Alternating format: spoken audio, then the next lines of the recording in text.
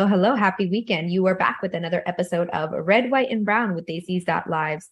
Shreya, Mira, and Michael. And we have a jam-packed weekend for you guys of things that we watched mostly in theaters, wildly enough. We have three movies for you. We're going to start off with Plan A, Plan B. Then we're going to switch right on to Vikram Veda, which was in theaters. And we're going to end off with Ponniyin Selvan 1.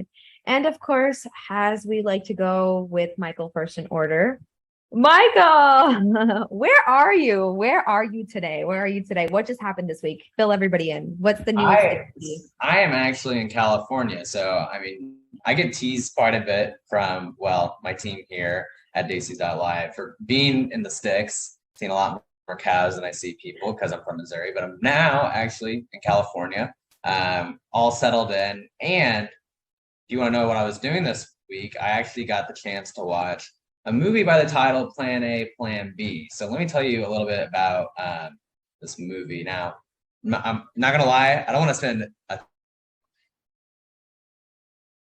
ton of time on this just because this movie was really the theme of this movie has been told so many times, and the way this movie went about it was not didn't really make for the best viewing experience.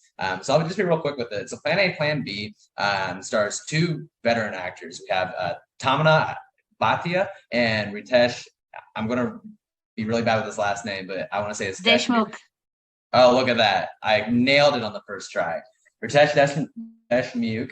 And they are playing two characters that do not like each other in this rom-com, or what was supposed to be a rom-com. So Tamina plays a character called Nirali. She's a matchmaker and does not really like her personal life, and she's finding it very, very hard to get over her previous relationship. And Ritesh is playing a divorce lawyer. It's very uptight. He's always on like Tinder, not really valuing like any like close relationships, but he's actually not ready to divorce his wife either. And he's just scrolling on Tinder quite a bit as a divorce lawyer. So you can find some irony within that. But their paths cross inside of the office. They actually find out that these two are working like right next to each other in the office. And upon first glance, when they first meet each other, they do not like each other. They just butt heads quite a bit. And you can kind of just tell by the way they set it up, the way they frame it, that these two might end up growing closer as the film moves on. So that's essentially the film, and that's really all it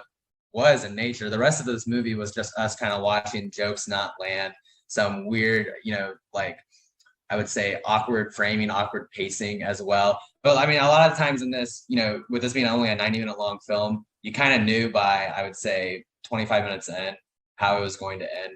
And you were just kind of sitting there watching, like I was saying earlier, some jokes not really land, some just dry character moments. And I was actually really upset because when I was looking into this, I saw that these were like two very good actors that were going to be playing in this. And I will say, like, their ability to act was definitely not I don't think that was what brought this film down. I think, like, overall, like, the script and just kind of how they were being told to deliver some of the lines may have not really set them up for kind of the best film. And with that said, as I was saying earlier, there's just a lot of like they were just really, really rushing to try and get it to the end, but we all knew what was going to happen from minute 25.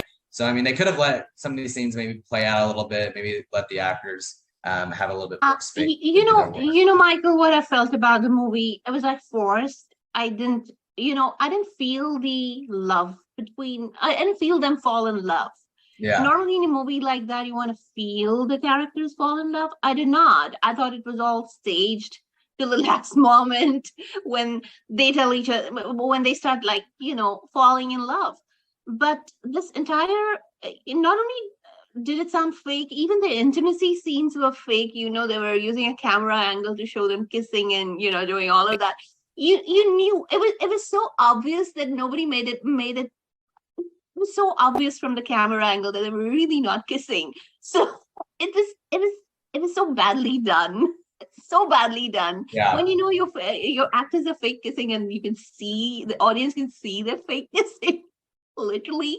I mean, why do you have to have them do intimate scenes if you can carry it? That's one. Secondly, I thought there was no chemistry between the two at all. They're really good actors on their own, singularly. They have good careers. They've had good careers.